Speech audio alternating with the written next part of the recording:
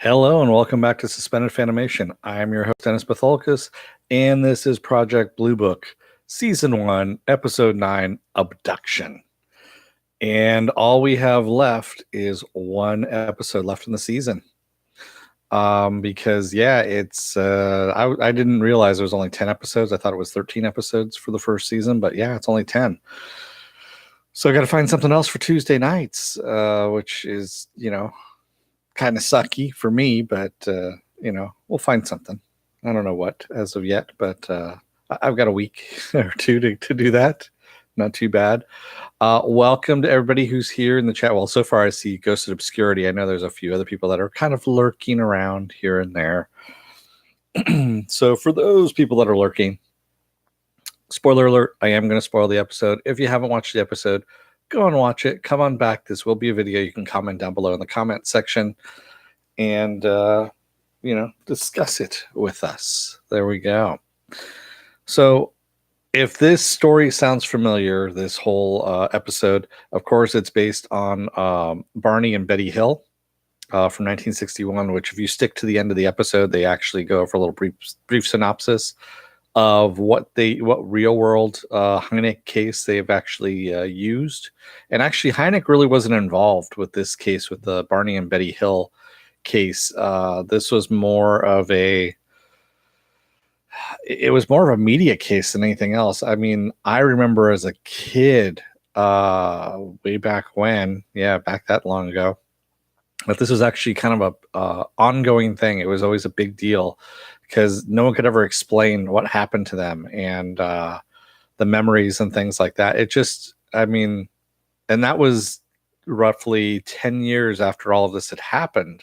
It was still a big deal when I was a kid, up until the mid 70s, late and early 80s as well. So let's get started here. So we see Hynek standing inside Quinn's office there in the Project Blue Book office. And he's looking at his map of all the strange things they've done, the map of the U.S. With all the pinpoints of the places they've gone and the weird shit that they've seen and all the different clues that they have up on the wall.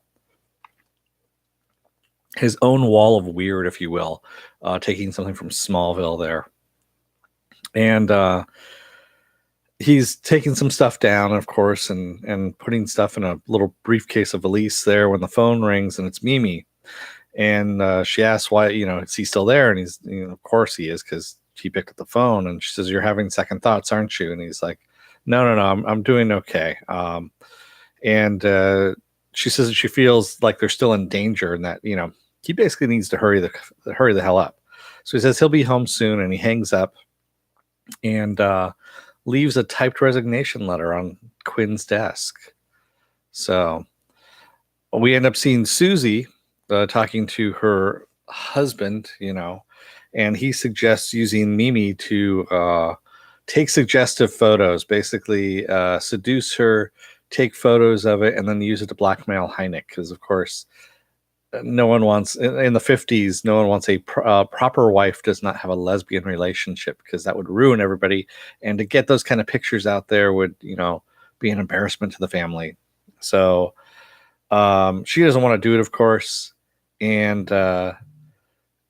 he says, you better do it because, this is your job kind of thing. And basically he'll kill her if she doesn't. And Susie all of a sudden tells him to hit her. And he's like, what do you mean hit you? And she grabs onto his balls and like squeezes, and he backhands her, gets some blood. And she goes, that's good. That's what I wanted. And gets out of the car. In the meantime, Quinn enters the office, and he sees Hynek packing some stuff up. He goes, well, what's going on? And he looks down at his desk, sees the resignation letter, and he goes, okay. He goes, so you're resigning. He goes, all that paperwork and all that stuff, you can't take anything with you. He goes, that's all government property now. You signed away all your rights to that stuff when we joined up. The generals told you all this. And of course, they're having their little argument back and forth when in walks the secretary, Quinn's secretary, and says, there's a couple here to see him. And he goes, not now, we're in the middle of something. And the couple walk in, uninvited. And it's Thomas and Vivian Mann. And Thomas says, I've been calling you, for 9 months now. I've been trying to get you to answer my phone calls, and you're not doing. Basically, you're ignoring me." He goes, "That's why I came to see you." And Quinn asks, "How'd you get on the base?" And he shows him his military ID and says, "Oh, I fought in the war." And so Quinn is about to have him escorted out by security when Thomas pulls out a gun and says, "No, no, no, you're going to listen to what I've got to say." And he tells Vivian to go unlock the front door. And then Thomas says he was abducted by aliens. And Hynek wants to hear his story. He sees that Thomas is in a lot of pain and says, "Okay, well, let me go and grab a pen and my book, and we'll sit down over here, and you can tell me the story of what's going on." Excuse me. So Thomas tells his story of driving home late one night after work up in New Hampshire and sees this falling star, and he sees it split into three. And he goes, and those three stars then get accompanied by a gigantic ship, he says, which shoots a beam of light at him. He goes, it's a really bright light, brightest light he's ever seen, but it's not blinding. And he says all of a sudden he can't move, and he feels himself being lifted out of his seat of his car, and he's trying to scream but can't, and that's when everything goes black. And just as he relays this story, he starts kind of fading out. You see him kind of like fading out, and Hynek asks if he's okay, and all of a sudden he comes to with a start and has his gun up and doesn't recognize everybody at first. And his wife explains this has been happening quite a bit. And he just, whenever he tells the story, he kind of just drifts off like that.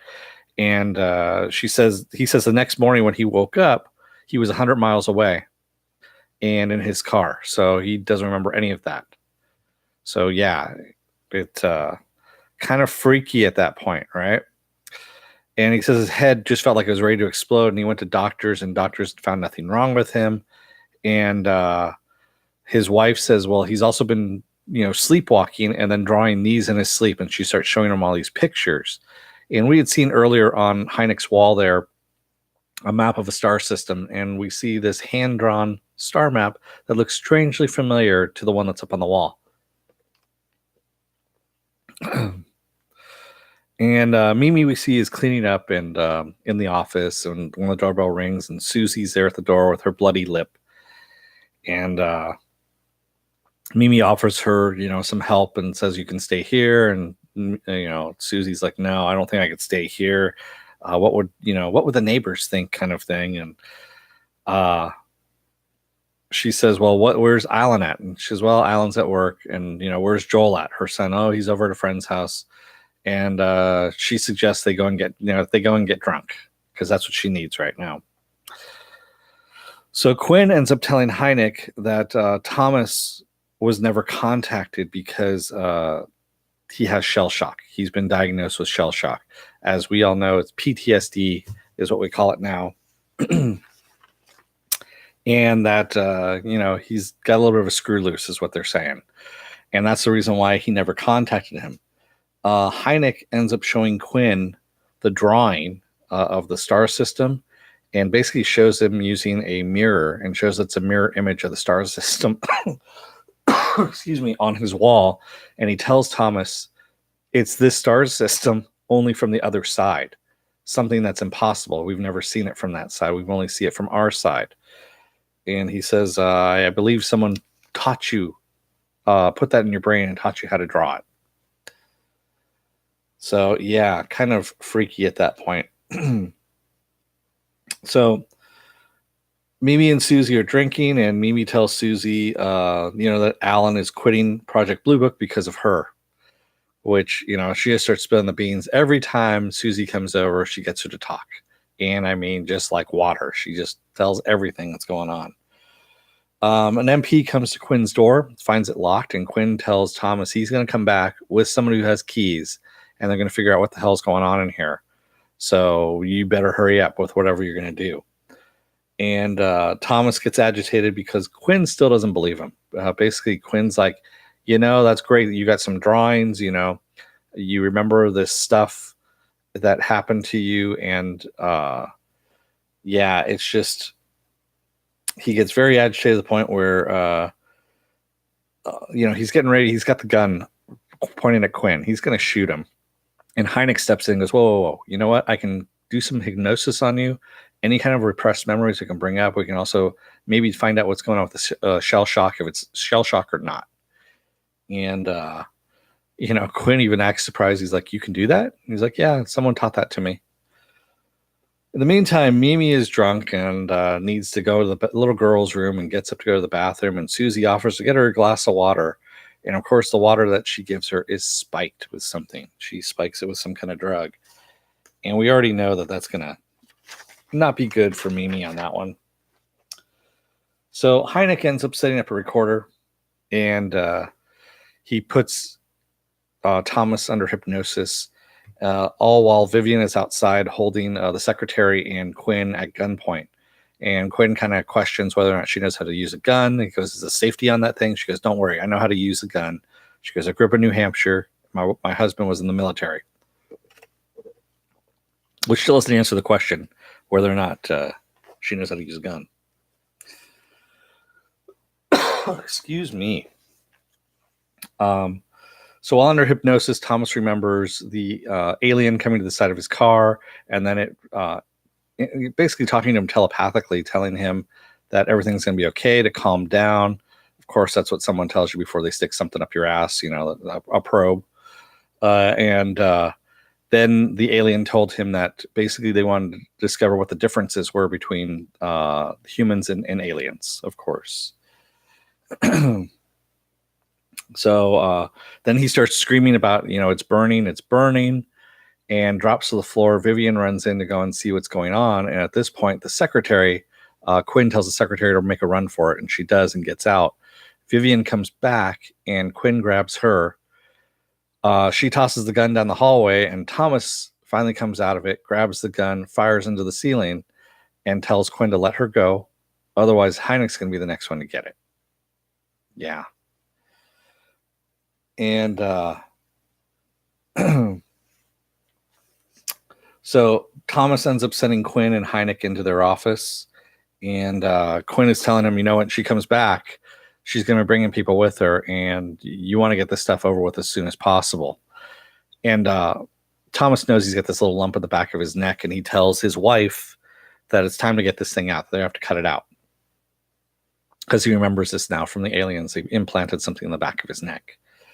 And that's what's basically causing all the headaches. So in the office, Hynek tells Quinn that Thomas had a close encounter of the third kind, and he makes a rundown of what the close encounter of the first kind, second kind, and third kind are. If you don't know this, of course, there's the old Spielberg movie, Close Encounters of the Third Kind, where they run this down. And of course, close encounter of the third kind is physical alien contact at that point. Second kind is where you have electrical stuff that's going on, like what happened with Quinn in the car. And first kind is where you see it, where you see the alien ships, UFOs, that kind of thing. Yeah, Penn Farm Girl. I didn't know why the doctors didn't find the implant. They didn't kind of go into that, really. So, and then we see Mimi getting taken to the bedroom by Susie. She's pretty loopy at this point. And we kind of start getting interspliced stuff as well as we're going along here. Quinn and Hynek end up fighting because, Hynek says, you know what? I did these tapes as a civilian. I can take these tapes with me. And Quinn's like, oh, hell no. You're not taking that with you at all. And they start fighting, and basically Hynek's giving as good as he's getting. And as they're having it out in the office there, we see Vivian is cutting out this disc out of the back of Thomas's neck.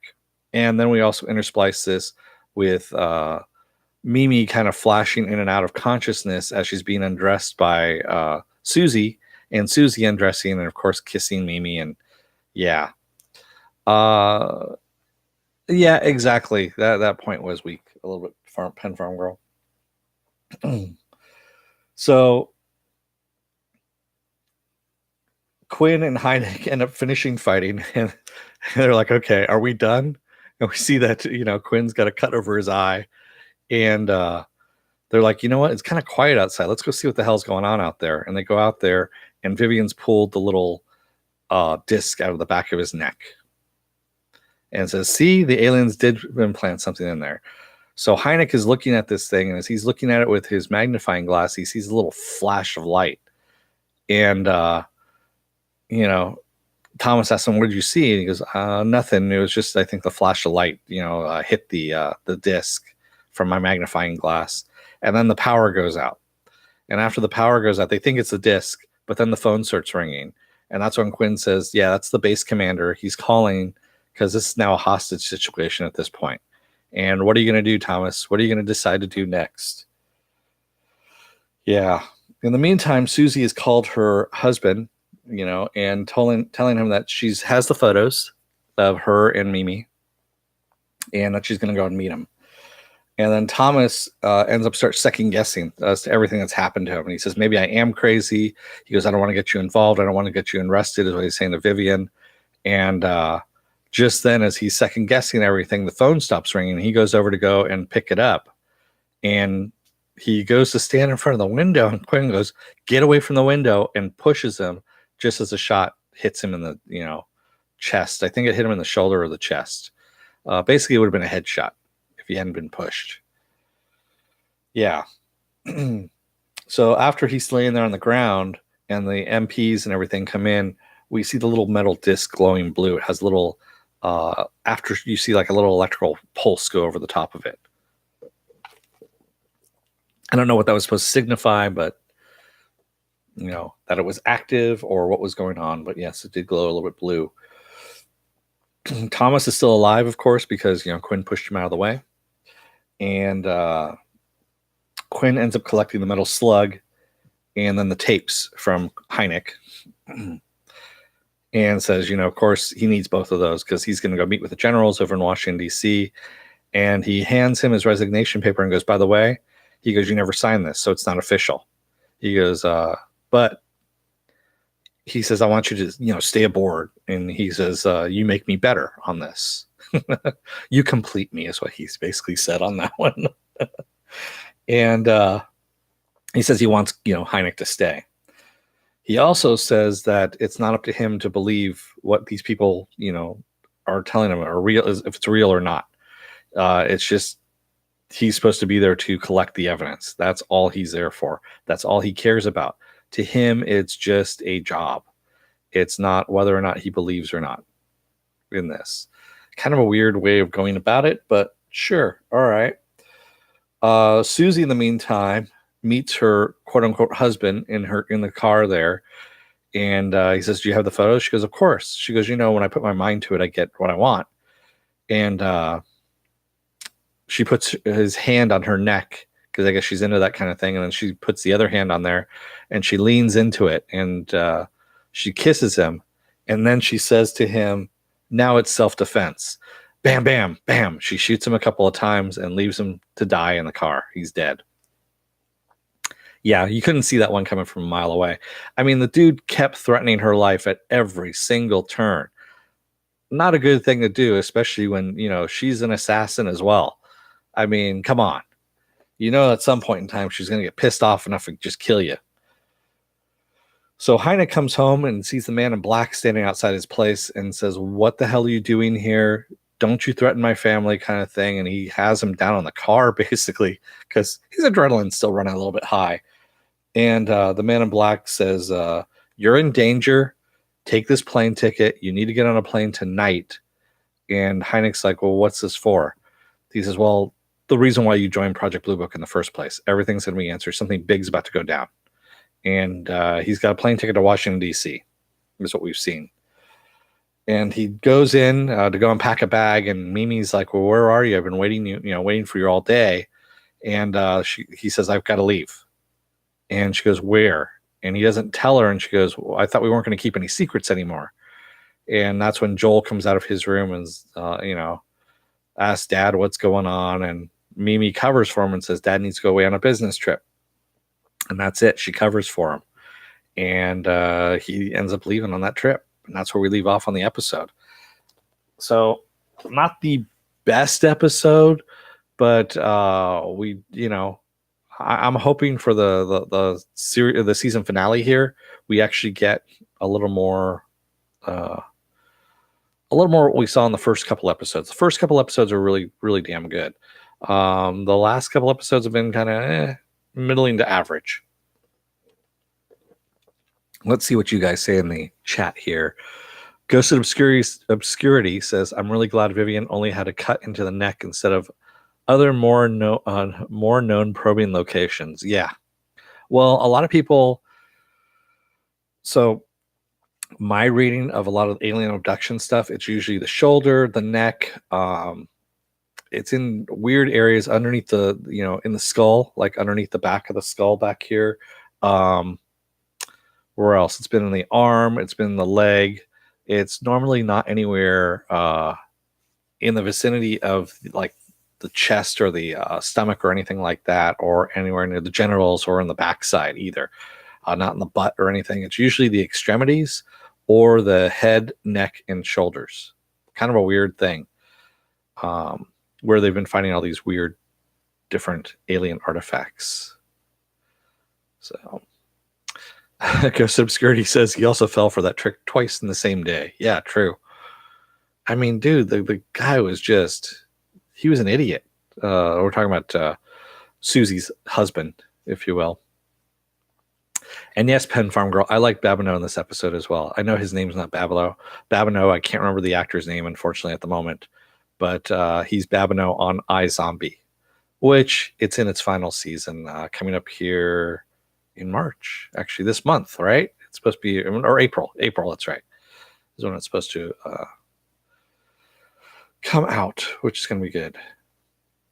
And Pen Farm Girl also says, why didn't any of the doctors find the implant? And that was the other thing too, is that Hynek had said to Quinn, we need to get him to doctors that we can oversee, so we know that he gets inspected correctly. And yeah, it's just one of those things that they probably did a cursory examination, didn't even look at the back of his neck or anything like that. So remember, 1950s medicine was not that great. So, Ghost of Obscurity says, interesting, it must rerun at least 3 times, then I'm quite happy about that. I get to watch it live now. Yes. They do run it a couple of times. Excuse me. So, with that said, if you like what you see here on my channel, hit the subscribe button. Also, if you like what you saw, hit the like button. If you don't like it, hit the dislike button. Either way, I've gotten lots of dislikes. So, not a big deal. Also, comment down in the comment section. Love to hear from you. And if you want to know when I'm be on live again, hit the little bell there. You get a 50-50 chance of YouTube actually notifying you when I'm on live next. So that actually is what happens with that. If you're still on the fence about whether or not to join up here, take a look up here. There's going to be some videos that pop up here. Or I should say a video, culled from my library that is going to be tailored to your likes, what you've been watching on YouTube, all that kind of stuff. They use those algorithms to put the best video from my library up in that section that pertains to you. If you like what you see there, then you can hit the subscribe button that's going to be over on this side and over here. Also, if you want to find out what schedule I'm going to be on, you can take a look at my website, suspendedfanimation.com. I've got my schedule up there. I update it every week. And the schedule is also up on Facebook. I have a Facebook page, Suspended Fanimation, and that's where that is up as well as all the news stories of the week. I pop in different things here and there over the week as we go along. And I'm on Twitter and I'm on Instagram as well. So there we go. Yeah, it's kind of an abrupt ending, Ghost of Obscurity. 10 episodes. It was just kind of getting some steam going. And I'm not really ready for it to end either. It's kind of disappointing. I only got 10 episodes. Like I said, I would have liked 13. I think 13 is the magic number for those for this kind of show. But with that said, looking forward to next week. And after that, I'll find out what's going on Tuesdays, what I'm going to be putting in that spot. Yeah, and I'm almost done also with Future Man. So tomorrow night is going to be, I'll start from the beginning of the week. Monday nights is Future Man. Tuesday nights is Project Blue Book. Wednesday nights is Deadly Class. Excuse me. Thursday nights is Gotham, except for this Thursday night because I'm going to go and see Captain Marvel. So that's moved over to Friday, because Fridays we normally have Doom Patrol. But this Friday it's Doom Patrol and Gotham. Saturday mornings, it's Saturday Morning Blast Off. That's where I take the genre news of all the week here, talk about that and any other genre news that you guys want to talk about. And usually it's a really good time in the chat and all that kind of stuff. So, and Sundays right now I have blank. I don't know what I'm going to do there at the moment. So stay tuned. I will let you guys know as I figure out what I'm doing on that one. So with that said, yeah, Pen Farm Girl, hopefully they get several more seasons as well. They really need to. I mean, it's a good show. It's like I said before, it's what this X-Files I don't know, it's not really a reboot. It's the resurgence of it that happened on Fox. This is what it needed to be. It was kind of more like this and not the weirdness that it was. I mean, yeah, I don't know what Chris Carter was thinking when he did his the last 2 seasons. They were just really weird. So with that said, take a look at the videos, hit the subscribe button over there. Thank you to Pen Farm Girl and Ghosted Obscurity and Rough Girl reviews in my chat here tonight. And with that said, don't let the door hit your ass on the way out. Otherwise, you may find yourself getting probed by aliens. Good night, everybody.